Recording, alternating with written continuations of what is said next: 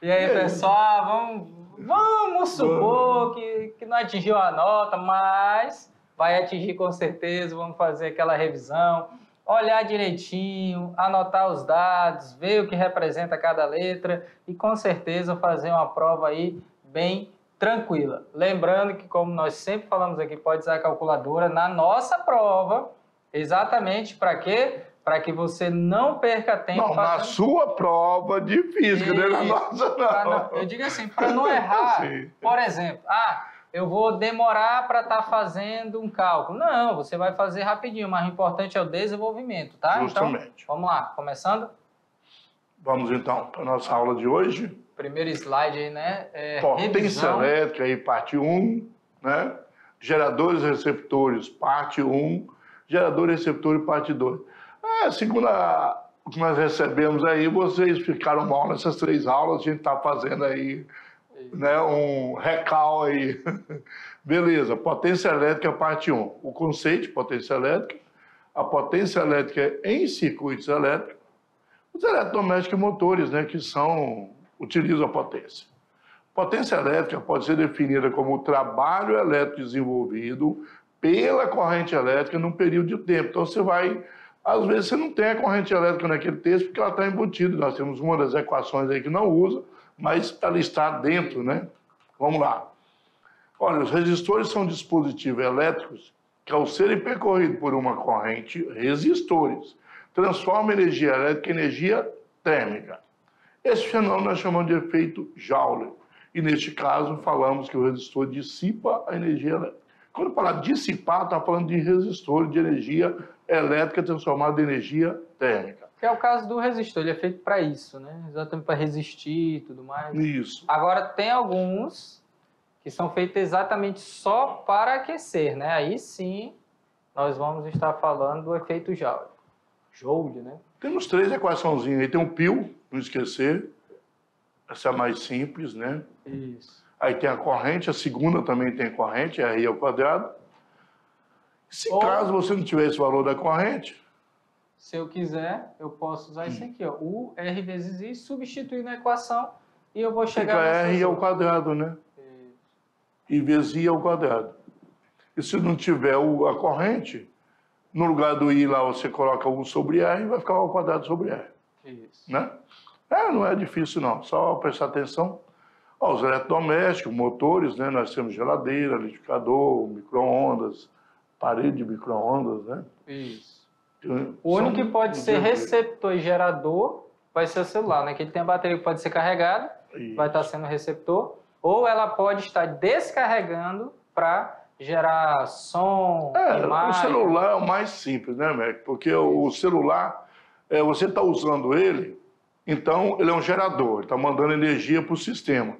Aí descarrega, claro, né? Isso aí não é eterno, você vai lá e coloca ele na tomada para carregar. Nesse momento, o próprio celular, que era o gerador, está sendo um receptor. E se você usar ele, que não é recomendado, enquanto estiver conectado à tomada, ele é gerador e receptor ao mesmo tempo. Exatamente. Que é o que as pessoas fazem, acabam danificando a bateria porque ela aquece, né?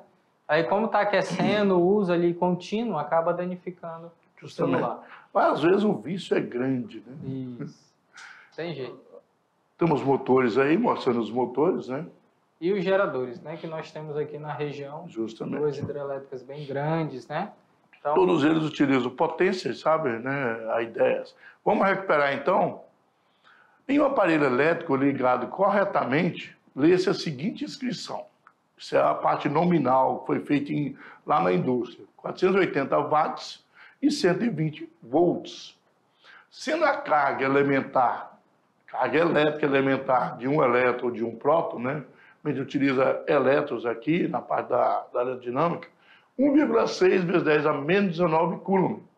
Calcule o número de elétrons que passarão por uma seção transversal do aparelho, deste aparelho em 1 segundo. Olha bem, você vai precisar de achar o número, aquela famosa equação Q igual a NE. Só que você não tem o Q, pode usar aqui, ó. O V aqui pode ser tensão, pode ser considerado U também, sem problema nenhum. Se quiser colocar. Que é o pio, né? Isso. Só que ele quer corrente elétrica, passa o V dividindo o P, né? Só isso. Para não achar que mudou um monte de coisa. Só é lembrar aquele triângulozinho, se quiser também, né? Você pode fazer tranquilamente lá. Deixa eu colocar aqui só para lembrar, né? P, I, V aqui, no caso, ou U, tá? Pode ser os dois, dependendo do livro que você pegar aí. Então, se você quer o P, tampa o P, você vai ter I vezes U. Se você quer o I, vai ter P sobre U. Então, assim, sucessivamente, você vai tendo. Deixa eu só apagar aqui. Foi só para relembrar, mas isso aqui nem precisa. Se olhar direitinho, vai saber organizar assim. Nem precisa desse macete. Então, 480, né? Dividido por 120, 48 por 12. Também a mesma coisa, 4 amperes. Que é uma corrente bem alta, né? Bom, se eu achei, aí falar, mas achei a resposta? Não, o que ele quer... Número de elétrons. Número de elétrons. Se eu quero o número de elétrons, é o N. Então, onde eu acho o N? Q vezes E, né? Q é igual a N vezes E. Na realidade, essa equação aqui, você tem que fazer o quê? Ó? I é igual a Q dividido por ΔT, ou T, né? Que é variação de tempo. Aí você substitui N vezes E no lugar de Q. Por quê? Por que eu fiz isso? 1,6 vezes 10 a menos 19 é o Ezinho aqui, ó. E o que eu quero é o N. Então, vamos atrás dele, né? Deixa eu apagar aqui. Vamos atrás do N. Bom, substituindo aqui, o que eu vou ter? Acabei de achar a corrente elétrica, que é 4. Está aqui o 4. Tempo, 1 segundo. Está aqui 1 segundo. A carga elementar, 1,6 vezes 10 a menos 19. Vou fazer, isolar, né? Dividir por 1 não muda nada. Simplesmente pode sair daí, não aparecer. Passo o 1,6 vezes 10 menos 19 dividindo. Vou dividir o 4 por 1,6 e passar o 19 para cima. Então, eu vou ter o quê? 10 elevado a 19. Positivo, né? Porque isso. Troca o sinal. E 4 dividido por 1,6 vai dar 2,5. Pronto. 2,5 vezes 10 a 19. Então, deixa só um pouquinho aí, para que vocês observem, né? Mas é uma questão de organização. Ah, mas eu não tinha, tive que achar outra coisa. Não, se ele está pedindo o N, você tem que lembrar dessa equação primeiro para achar o quê? Se ele te dá potência e te dá tensão, ache corrente. Ah, por que corrente? Porque quando eu achar, eu tenho condições de achar o N. Foi 2 equaçõezinhas, né? Mas é as únicas que são utilizadas aí nessa questão. Então, só é seguir os passos. Bom, geradores e receptores, né? Nós temos aí que gerador elétrico são aparelhos que convertem outros tipos, né? Qualquer tipo de energia em energia elétrica. Quando fala qualquer tipo, é os tipos que existem, né? Aí você vai e converte. Aqui o mais básico, o dínamo, né? Como eu já falei na aula de recuperação geral, o dínamo ele é um aparelho que é colocado na roda e ele vai girar. E com o movimento de girar vai gerar uma corrente contínua e acender o farol aqui, ó. E você vai ter... Só que, como falei, né, a mobilidade hoje é através de bicicleta elétrica, carro elétrico, a parte elétrica é de um carro, né, que usa combustível fóssil e tudo mais. E a equação do gerador. O gerador, né, que é U igual a epsilon menos RI. Eu posso chamar de E também, não tem problema, mas é o epsilon, né, a letra grega. Isso. A tensão elétrica é dada em U, essa tensão ela é menor, porque dentro do gerador tem uma energia dissipada pelo efeito Joule, que é resistência interna Rzinho vezes I, diminui da força eletromotriz do gerador. Se for 12 volts, vamos supor que perder 1 e só entrega 11. Isso. Então, vai ser 11 fora, né? Para usar nos resistores e receptores. Observando a equação, a gente vê que ela é uma equação de primeiro grau. Então, é uma reta, né? Só que, por causa do sinal negativo lá, ela é decrescente. Pode ver que essa reta é decrescente. Quando o I for 0, estiver aberto, nesse caso você está aberto os terminais do gerador, você vai ser a tensão máxima do próprio gerador, que é a força eletromotriz. Isso. E I vai ser 0. O sistema está aberto. É a máxima tensão. E, no caso aí, nós temos, quando você tiver um curto-circuito, né? Tiver um curto-circuito, nós temos o quê? Nós temos que aí a tensão vai ser zero no sistema, porque não vai ter nada ligado. Vai ter um fio ligado só para passar a corrente, mas não vai ter nada transformando praticamente a energia elétrica em outra energia. Aí nós temos a corrente de curto-circuito, que é a máxima corrente que um gerador pode ter. E eles fazem esse teste e medem essa corrente, na verdade, para saber qual a máxima corrente. Corrente de curto-circuito, que é ICC, né, que na verdade é só pegar a força eletromotriz e dividir pela resistência interna, que não vai ter outra resistência fora. Então vamos olhar uma atividade, né? Isso. O circuito elétrico da figura 1 que nós vamos ter no próximo slide, depois a figura 2 também, está aí. Figura 2. Certo? Utilizado para determinação da resistência interna, Rzinho, e da força eletromotriz, Y, do gerador. Um resistor variável, R, que nós conhecemos por reostato, né? Que pode variar ele, pode assumir diferentes valores. Se é para variar, para ter mais de um valor, claro. Fazendo com que a corrente elétrica no circuito também assuma valores diferentes para cada valor escolhido de R. Sabe que muda a resistência, muda a corrente. A tensão não.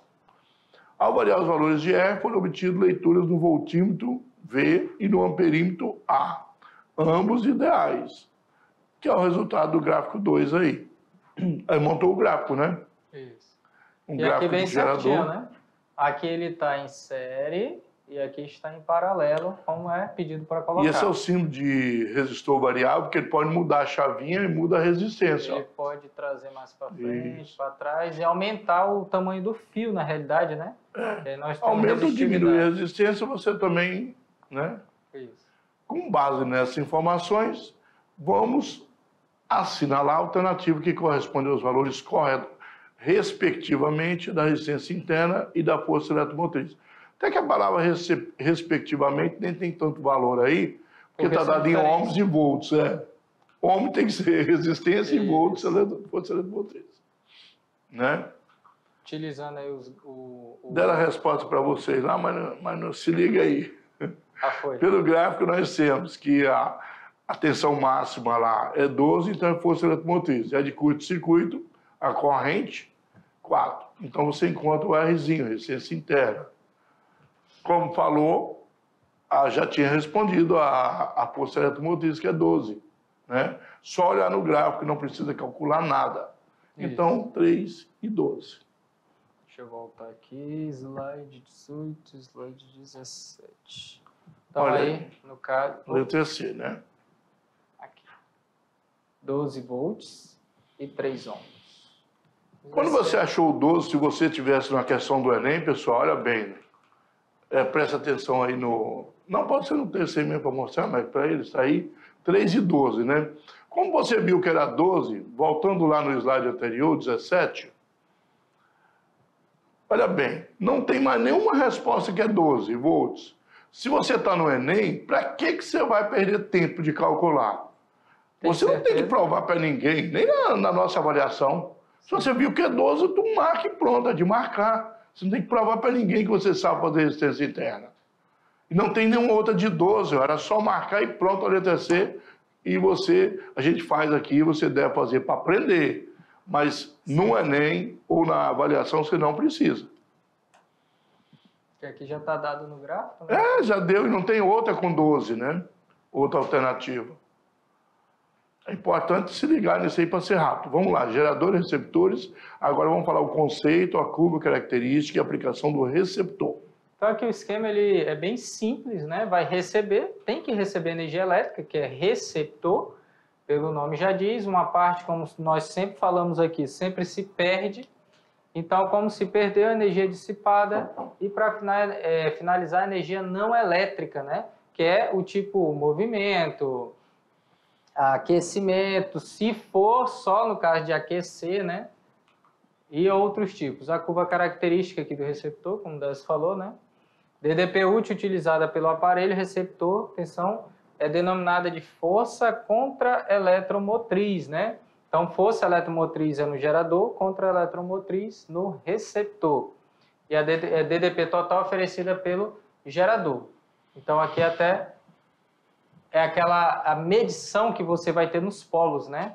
Não tem como, né, ter uma maior do que aquela que ele fornece, né? Aí você pode medir. Então, aqui a DDP total oferecida pelo receptor, né? Pelo gerador, né? Ao receptor, na verdade. Oferecida ao receptor. Ao receptor, aí sim. DDP total que o gerador fornece ao receptor, né? Então, vai ser o total aqui, deixa eu voltar aqui, ó. S total, que é o máximo. Então, aqui eu tenho a resistência, né? Interna de todo o equipamento, tanto o gerador quanto o receptor tem essa resistência interna. E aquela que ele pode servir para o aparelho serve para a gente, né? Isso. No caso, a britadeira recebeu, vai quebrar a pedra com aquela tensão lá. Isso. E assim por diante. Tem vários equipamentos que sempre vão estar aí utilizando a questão da energia elétrica, que cada dia cresce mais. A energia limpa e inesgotável enquanto o sol estiver aceso, vamos dizer assim, né? Enquanto ele não apagar, temos aí essa fonte de energia inesgotável. Não vai demorar muito não, acho que 1,5 bilhão de anos, se não me engano. Só isso. Então aqui, né, no gráfico a seguir estão representadas curvas características de um gerador e um receptor. A força eletromotriz do gerador e a resistência interna do receptor valem respectivamente. Que é uma coisa de um e uma coisa do outro, presta atenção. Aí né? tem que lembrar, se esse está começando aqui e é decrescente, esse daqui começa um pouco, não pode começar do zero, como o professor Décio até explicou aqui, e vai até a tensão máxima. Então, o que é isso? Algo está fornecendo e decai, e o outro está recebendo, começa a receber e aumenta. Então, as duas curvas você já consegue identificar, né? Então, vamos lá. O gráfico do gerador é a reta decrescente, que eu marquei aqui, ó. Tá vendo? Ela começa no máximo e vai até a corrente curto-circuito. Então, sabemos que R é constante e pelo gráfico, no caso, né? Quando U é 20 volts e I é 10, você faz o quê? Acha o valor da resistência. Então, pegando aqui, só arrumando, né? Passo I dividindo, 20 dividido para 10. Então, a resistência do gerador aí, no caso... como ele é constante em qualquer ponto. Se nesse ponto esse valor, qualquer ponto vai ser 2 ohms. A resistência interna é constante. Isso. Qualquer valor que você for pegar aí no gráfico, você vai ter o mesmo resultado. Bom, vamos lá. Corrente curto-circuito, né? Ela é dada ali, você vê aqui, corrente curto-circuito. Então, a força eletromotriz, né? O epsilon, 40 volts. Então, achando os dois resultados aí. Só voltando aqui, 27, 26. Bom, ele pede a força eletromotriz do gerador e a resistência interna. Então, do receptor. Vamos lá, 27, está aqui, ó, os dois. Resistência e força eletromotriz. Então, achamos os dois do receptor. Ou do gerador, né? Gerador. Nesse caso, o gerador. E o gráfico do receptor, ele começa em 10 e cresce, né? Vamos ver, uma reta crescente, né? Pelo gráfico, notamos que quando a tensão é 20, a corrente é 10 amperes. É o mesmo resultado lá que eles se cruzam, né? Então, notamos aqui, utilizando o que foi dado, que é a tensão 20, a FEM, né? Força eletromotriz, aqui no caso, contra-eletromotriz. E a corrente é 10. Que é aqui, né? F100. E organizando. Se está somando, passa subtraindo para o outro lado. Então, quando você já percebeu, né? Vai ficar 10 igual a R vezes 10. Quando isso acontece, passa o 10 dividindo, né? Subtração aqui deu 10, passa o 10 dividindo. Então, a resistência interna do receptor é 1 ohm. Então, aí, letra D, né? 40 volts e 1 ohms. Voltando, slide 26. Então, letra D aqui. E aí vai uma dica também. Se você quisesse ganhar tempo, você encontrava só a resistência interna, né, do receptor, porque o gerador não podia ser 10 e nem 20. Já lá no gráfico mostrava que ele é maior que 10 e 20. E só sobra 40. Se você encontra a resistência interna do receptor, você eliminava todo aquele trabalho do gerador. Era mais rápido. Você quer ganhar tempo no Enem, se você entende o gráfico, né, você consegue fazer mais rápido. Vamos lá. As curvas características aí representam 3 elementos. Bem fácil aí, nós já vimos que o gerador é decrescente. O receptor e o resistor, elas são crescentes, só que o receptor não começa em 0. Tem que ter uma tensão qualquer. E o resistor começa em 0. Então nós temos aí resistor na 3, né? E fica fácil. Então vai ser 1 receptor. Isso, bem simples. Bem... As curvas, né, de cada um. Então 1, aqui é 2 a e 3, então... Letra C, né? Receptor, gerador e resistor. Resistor. Então é só questão de olhar o gráfico. Então, pessoal, dá uma olhadinha. Então, vão lá, observem bem, leiam com cuidado. Vocês viram, por exemplo, se eu souber a característica de cada um, acerta a questão tranquilamente, sem precisar fazer cálculo. Como o Décio falou, já vi que tem um dado ali que não vai mudar. Só acho o outro, elimino alguns cálculos, mas você tem que fazer para aprender, lá nas atividades. Justamente. Na hora de mostrar, você mostra que é necessário. Se te pedir uma coisa, tu vai achar que ele acabou. Né? Só se tiver certeza, senão você faça, melhor. Sim. Mas se tiver certeza, é o tempo que você ganhou, né? Isso. Então, beleza, vão lá e façam a avaliação de vocês. Boa avaliação de recuperação. Não vamos desejar boa sorte, não, que eles sabem, não precisa, né? Sabe. Boa avaliação. Boa avaliação.